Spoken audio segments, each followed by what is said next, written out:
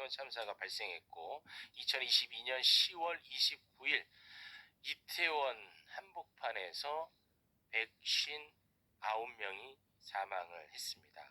윤석열, 김건희는 단 한 번도 유족을 만나지를 않았어요. 네. 그런데 많은 분들이 모르실 텐데요. 그때 외국인 분들도 많이 맞습니다. 돌아가셨거든요. 그런데 단 한 번도 우리 정부가 초청한 적이 없습니다. 맞습니다.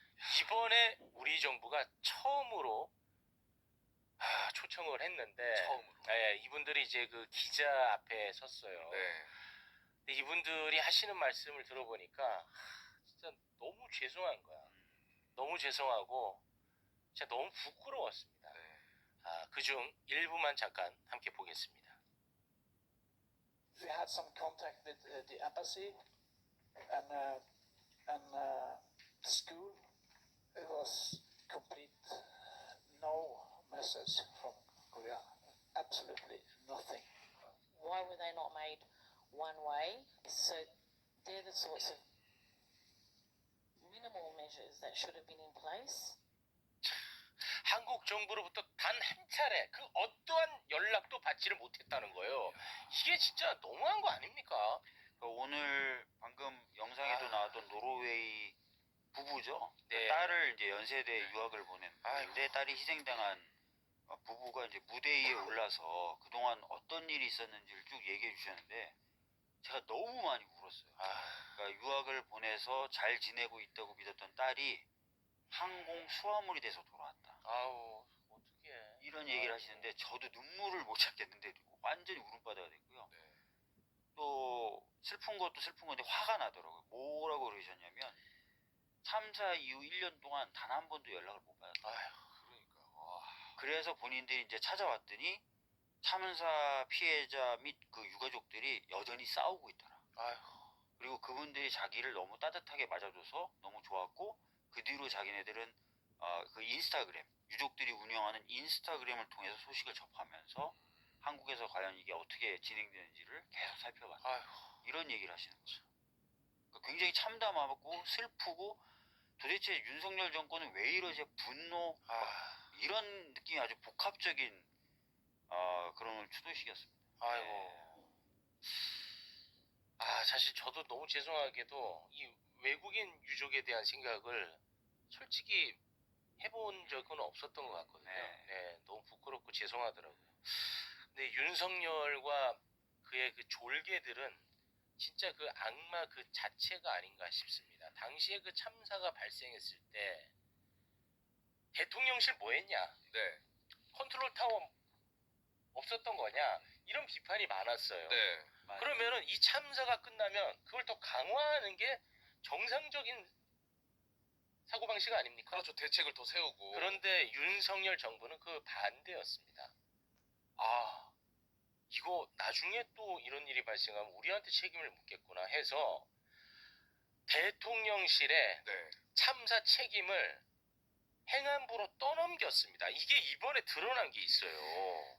그러니까 안보실하고 비서실이 대통령실 내에서 종합적으로 국가위기관리의 컨트롤 타워 역할을 한다는 그런 문구가 지침으로 있었거든요. 네. 이게 문재인 정부에서 안보실과 비서실을 통합적 체계를 구축해서 재난 분야 위기 관리를 실제로 수행을 했습니다. 네. 그런데 지금 윤석열 정부에서는 이거를 문구를 싹 바꾸는데 어떻게 바꾸냐면 비서실 내의 국정상황실 업무로 이 위기관리 컨트롤 타워 업무를 제한을 합니다. 이게 무슨 얘기냐면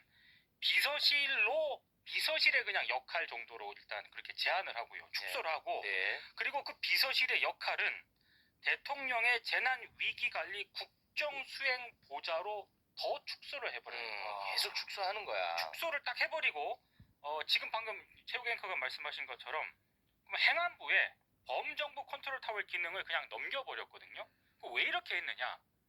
비서실 산하에 이 컨트롤 타워 기능을 둔다라고 하는 거는 대통령이 전적으로 책임을 진다라는 거거든요. 그렇죠. 근데 그 대통령의 책임이 아니라 그걸 행안부로 넘겨버리고 나중에 문제가 되더라도 대통령 책임이 아니다라는 그런 어떤 그걸 위해서 이렇게 지금 분리를 시킨 것 아니냐. 이런 지금 좀 비판이 나오고 근데 있습니다. 이 악마 같은 게 이 시기가 중요한데 이태원 참사 이후에 이 짓을 한 거야. 이태원 세월호 참사 이후에 그 전에 이 짓을 계획했더라도 참사가 발생하면은 오히려 더 책임을 많이 지우는 쪽으로 수정했어야 될 거 아니야. 그렇죠. 참사의 아. 재발을 방지하겠다. 보통 정부들은 그렇죠. 그렇게 얘기하면서 책임을 더 강화하는 쪽으로 가죠. 아이고. 근데 이 역사가 좀 더 있어요. 원래 박근혜 정부 때 어. 세월호 참사가 있었잖아요. 네. 그때도 컨트롤 타워 논란이 있었습니다. 맞습니다. 해양수산 분야, 행안 분야, 청와대냐. 근데 그때 박근혜 정부에서는 행안부다 라고 얘기하면서 대통령실은 아무 책임이 없습니다라고 얘기했는데 나중에 정권이 바뀌고 나서 캐비넷에 들어있던 문건들을 보다가 보니까 임의로 그때도 수정한 거예요. 대통령실이 어느 정도 책임을 지도록 돼 있었는데 네. 그걸 수정했었어요. 와. 그걸 발견하고 문재인 정부에서는 이러면 도저히 안 되겠다. 참사의 재발 방지 이런 것들을 위해서 명확하게 대통령실이 최종 컨트롤 타워가 되도록 규정을 바꾸자 해서 바꿨어요. 네. 근데 방금 말씀하셨던 것처럼 이태원 참사가 딱 터지니까 윤석열 정부는 야, 다음에 또 이런 문제 생기면 하면서 약화시킨 건데 재밌는 거는 이 윤석열이라는 사람이 특검에 소속돼 있으면서 세월호 관련된 부분도 일부 살펴봤던 사람이에요. 그리고 적폐청산이라는 이름으로 청와대 그 박근혜 정부 수사하면서 이 문건 조작하고 이런 것도 일부 살펴봤던 사람. 아는 거예요. 이 문구가 있으면 재난이 터지면 내가 책임져야 돼. 이걸 아는 사람이에요. 사실. 진짜 이거 악마 따위로. 네. 그래서